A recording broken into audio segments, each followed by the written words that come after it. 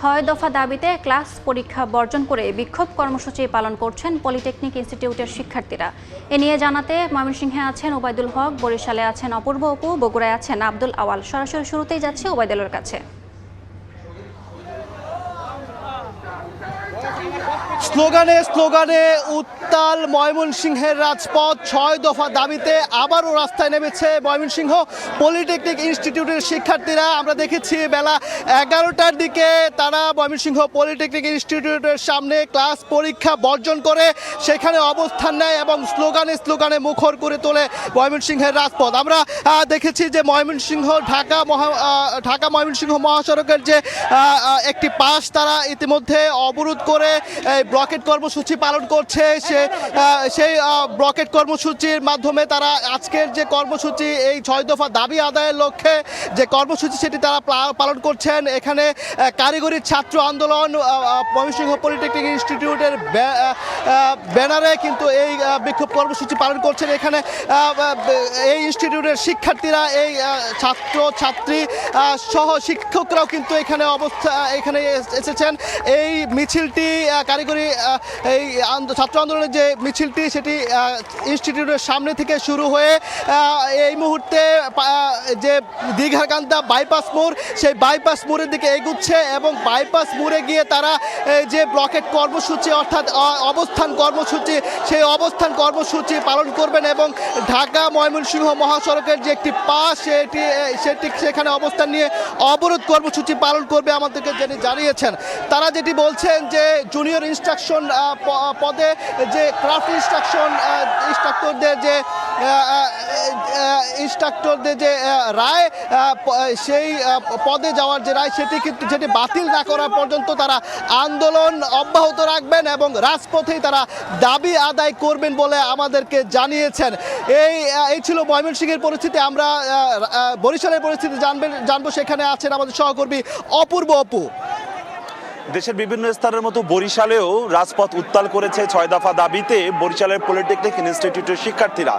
সকালে 11টায় তাদের ক্যাম্পাস কার্যালয়ের থেকে শহরের বিভিন্ন সড়ক ঘুরে এই মুহূর্তে তারা বরিশালের কেন্দ্রীয় নতুল্লাবাদ বাস টার্মিনাল এলাকায় এসে এই সড়কটি অবরোধ করেছে। কার্যত এখান থেকে যান চলাচল সব বন্ধ হয়ে গেছে। ঢাকা বরিশাল রুটের কিংবা অভ্যন্তরীণ রুটের বরিশাল কেন্দ্রীয় বাস টার্মিনাল এলাকা থেকে যে বাসগুলো চলাচল করে সেই বাস কিন্তু এখান থেকে চলাচল বন্ধ হয়ে গেছে। তাদের 6 দফা দাবির পূর্ব ঘোষণা অনুযায়ী তারা এখানে অবস্থান নিয়ে শান্তিপূর্ণভাবেই তারা এই দাবির পক্ষে দাবি আদায়ে তারা এই আন্দোলন কর্মসূচি করছে। এখানে বিপুল সংখ্যক আইন শৃঙ্খলা রক্ষাকারী বাহিনীর সদস্যরা রয়েছে। তারা যে 6 দফা দাবি নিয়ে আজকে নেমেছে, আমরা সে বিষয়ে কথা শুনবো। কি 6 দফার মধ্যে রয়েছে আপনাদের? আমাদের 6 দফার ভিতরে প্রথম রয়েছে জুনিয়র ইনস্ট্রাক্টর পদে ক্রাফট ইনস্ট্রাক্টরদের যে অবৈধভাবে একটা নিয়োগ দেওয়া হয়েছে সেই নিয়োগটা বাতিল করতে হবে এবং হাইকোর্টে যে যারা মামলা করেছিল তাদের বিরুদ্ধে আইনি ব্যবস্থা নিতে হবে। আমাদের দ্বিতীয় দাবিটি হচ্ছে কারিগরি সেক্টরের মান উন্নয়নের জন্য আমাদের কারিগরি যে পর্ব পরিকল্পনা এটা পরিবর্তন করতে হবে এবং আমাদের কারিগরি সেক্টরের শিক্ষা ব্যবস্থা ইংরেজিতে করতে হবে এবং কারিগরি পরিচালনা সেক্টরের যে জনবল আছে তা কারিগরি সেক্টর থেকে নিয়োগ দিতে হবে। তা নাহলে আমাদের কারিগরি সেক্টরের মানটা ক্ষুণ্ণ হচ্ছে। তারপরে আমাদের ক্ষেত্রে উচ্চশিক্ষার জন্য একটা মাত্র বিশ্ববিদ্যালয়, এক্ষেত্রে আমাদের জন্য একটি টেকনিক্যাল বিশ্ববিদ্যালয় স্থাপন করতে হবে এবং দেশে যে 4টি ইঞ্জিনিয়ারিং কলেজের কাজ চালু আছে সেটি দ্রুত বাস্তবায়ন করে আমাদের ডিপ্লোমা ইঞ্জিনিয়ারদের জন্য শতভাগ একদম স্পষ্ট তাদের দাবিগুলো কিন্তু একদম স্পষ্ট সবার কাছে। তারা বলছেন তারা যৌক্তিক দাবি নিয়ে দিনের পর দিন আন্দোলন করে আসছে, কিন্তু কার্যত তাদের ফলাফল আসছে না। সেজন্যই আজকে তারা সড়ক অবরোধ করে এখানে তারা এই অবস্থান কর্মসূচিটি নিয়েছে।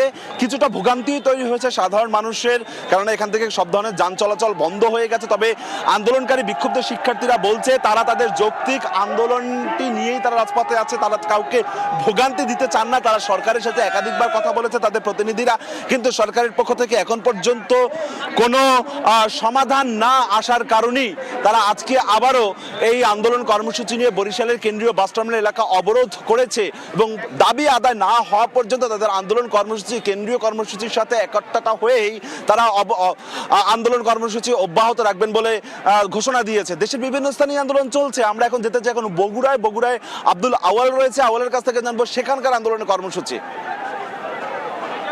সারা দেশের মতো 6 দফা দাবিতে বগুড়া পলিটেকনিকের শিক্ষার্থীরাও কিন্তু সারা দেশের মতো বগুড়াতেও কিন্তু 6 দফা দাবিতে বগুড়া পলিটেকনিকের শিক্ষার্থীরা ঢাকা রংপুর যে মহাসড়ক রয়েছে শহরের বনানী এলাকায়, সেই মহাসড়কটি কিন্তু অবরোধ করে বিক্ষোভ প্রদর্শন করছেন প্রায় ঘন্টা ব্যাপীরও বেশি সময় ধরে। আমরা আমরা দেখেছি যে এই যে মহাসড়ক অবরোধটি শিক্ষার্থীরা করেছে, এতে করে ঢাকা রংপুর মহাসড়কের যেই যান চলাচল সেটি কিন্তু বন্ধ হয়ে গিয়েছে। এর পাশাপাশি কিন্তু বগুড়া শহরের যেই সড়কটি রয়েছে, শহরের সাতমাথা বনানী সড়ক, এই সড়কে কিন্তু যান চলাচল বন্ধ হয়ে গিয়েছে। এতে করে সাধারণ মানুষরা কিন্তু ভোগান্তিতে পড়েছেন এবং ইতিমধ্যে কিন্তু এই যে মহাসড়ক যে অবরোধ স্থল, এখানে কিন্তু যেই জেলা প্রশাসনের পক্ষ থেকে একজন নির্বাহী ম্যাজিস্ট্রেট এবং একজন অতিরিক্ত পুলিশ সুপার এসেছেন আসলে শিক্ষার্থীদের সঙ্গে কথা বলার জন্য। এছাড়াও আমরা দেখেছি যে বিক্ষোভের শুরুতে কিন্তু শিক্ষার্থীরা এখানে টায়ার জ্বালিয়ে তাদের বিক্ষোভ প্রদর্শন করেছে। তবে যে সমস্ত রোগী রয়েছেন যাতায়াতকারী, তারা কিন্তু বিভিন্ন সিএনজি বা অ্যাম্বুলেন্স কিন্তু শিক্ষার্থীরা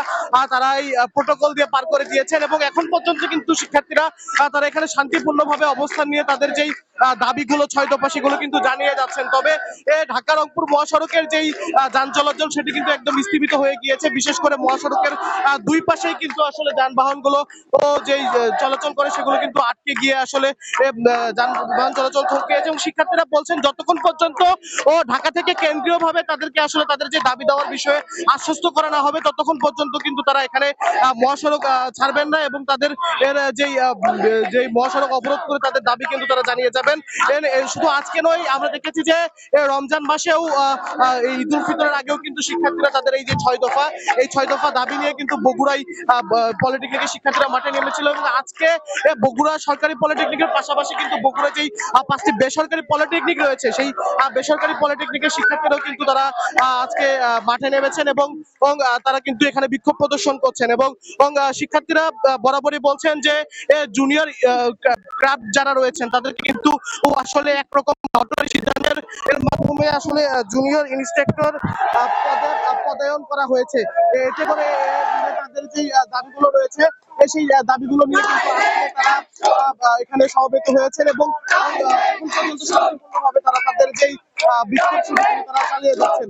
তো বগুড়া থেকে পলিটেকনিক শিক্ষার্থীদের বিক্ষোভটি এখন পর্যন্ত এই ছিল আমার কাছে সর্বশেষ। সরাসরি পলিটেকনিক শিক্ষার্থীদের বিক্ষোভের খবর জানছিলাম ময়মনসিংহ, বরিশাল এবং বগুড়া থেকে।